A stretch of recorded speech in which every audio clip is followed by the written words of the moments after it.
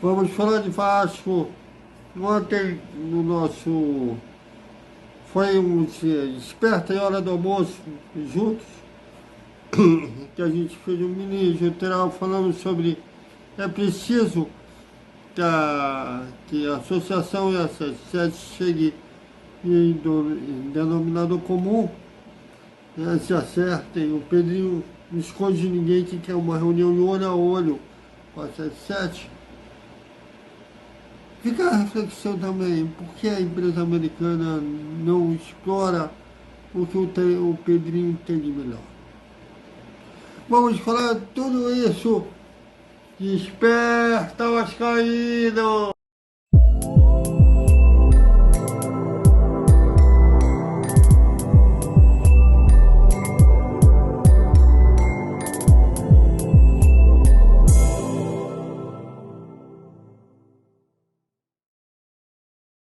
Salve, salve galera do Vascão! Bom dia para todo mundo. E né,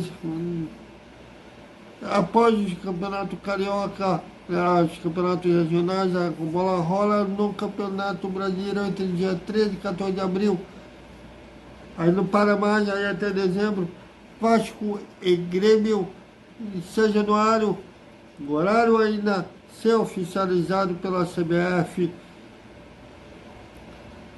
Eu sei que a eliminação para o Nova Iguaçu, né, vai começar esse final de semana, começa as finais do Campeonato Carioca.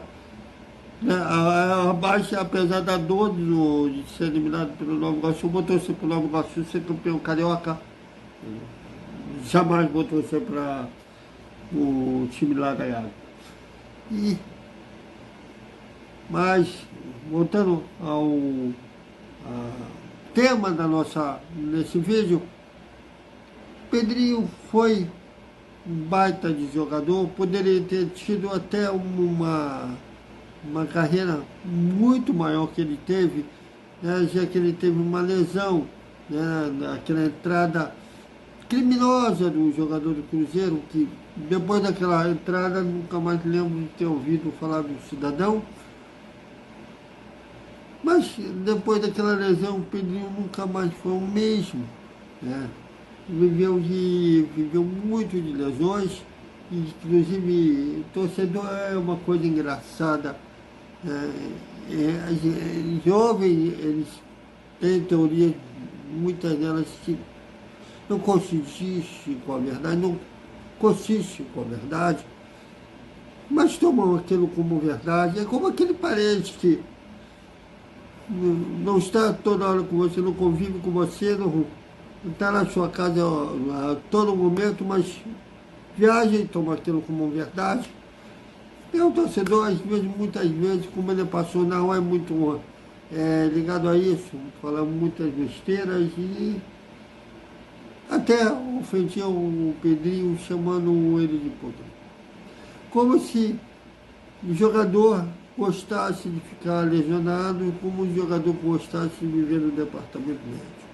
Eu lembro muito bem, ele fala abertamente nessa luta contra a depressão que ele sofreu, mas superou isso. Quando parou de jogar, virou um dos maiores, se não o maior comentarista do país, eleito várias vezes como o melhor comentarista na categoria de jogador. Né? Ele era super valorizado pela TV Globo. Ele abriu mão de tudo que ele já estava. A TV Globo já era uma zona de conforto para ele. Ele abriu mão disso para ser presidente do Vasco. Vasco Associativo. Mas você tem um cara que foi jogador, respira o futebol, que a associação explora isso. Parte administrativa, empresarial, eles não gostam muito de falar, de dialogar sobre isso, beleza? Mas deixa o Pedrinho ajudar na parte do futebol. Conversar com o Lúcio Barbosa, já que está precisando justamente um diretor de futebol. enquanto não vem esse profissional, ajudar o Lúcio Barbosa nessa tentativa de reforçar o Vasco nessa janela doméstica e a janela do meio do ano que vai abrir um leque maior, né, do que já vai ser a janela internacional. Por que não esperar um período de cara que viveu, respira, e ele está agoniado querendo ajudar o futebol?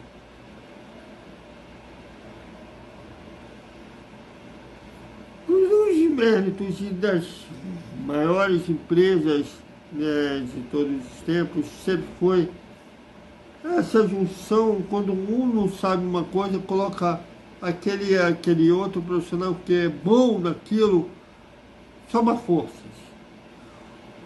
Por exemplo, a Apple, por exemplo, o Bill Gates, eu estou confundindo o Bill Gates, que é da Microsoft, o Steve Jobs, o falecido Steve Jobs, ele não era formado em informática, sabia algumas coisas, trabalhou na Atari e tudo mais.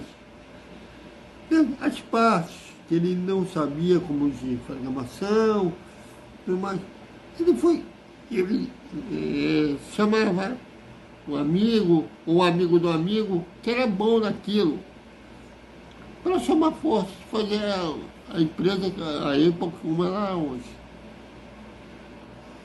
Você é falecido, não sei quem toca a Apple hoje, mas o grande mérito dele foi esse, foi reconheceu que ele era bom, e reconheceu que ele não sabia, e chamar os melhores daquelas funções que ele não sabia. A 77, né, mostra quais ações que não entendem de futebol. O futebol não é a praia deles, embora eles estão investindo agora no futebol pelo retorno financeiro. Segundo que está tendo uma investigação lá na Justiça de Nova York, de uma credora, uma instituição credora da CSS, é por lavagem de dinheiro. Mas a gente vai ver qual vai ser o desenrolar dessa investigação. Mas, seja como for, ela demonstra que futebol do Brasil, futebol brasileiro, futebol sul-americano, o mercado, como reage aqui, principalmente no Brasil, como torcidas extremamente apaixonadas, que tem aquele clube, no nosso caso o Vasco, como a religião, e não sabem. E por que não explorar isso? Já que a associação tem um ex-jogador que sabe, entende muito desse mercado. Inclusive o Peninho podia ser essa ponte para chamar o próximo diretor de futebol, contratar esse próximo diretor de futebol, que eu acho que ele saberia indicar um nome que poderia ser essa linha entre o associativo e a 77. Embora o Lúcio Barbosa, como céu, também tem essa função. Por que não? Fica a reflexão, né?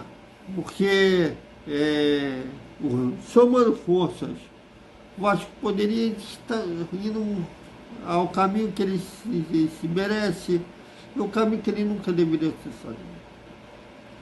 Bom, hoje vai ter o treinamento aberto, né, às 5 da tarde, lá no Centro de Treinamento Márcio Barbosa. Infelizmente, no nosso implante cunear, o meu implante cunear, deu um problema, a gente tem que levar para manutenção. Não vai dar para a gente ir para lá, mas na quarta-feira o Pedrinho vai fazer uma entrevista coletiva e a gente vai estar lá. Ainda não recebemos ok do associativo. Tem duas assessorias agora, né? A assessoria do futebol, que é da 77, da Vasco SAF, e a assessoria do associativo. A gente mandou o nosso pedido de credenciamento, ainda estamos esperando a resposta.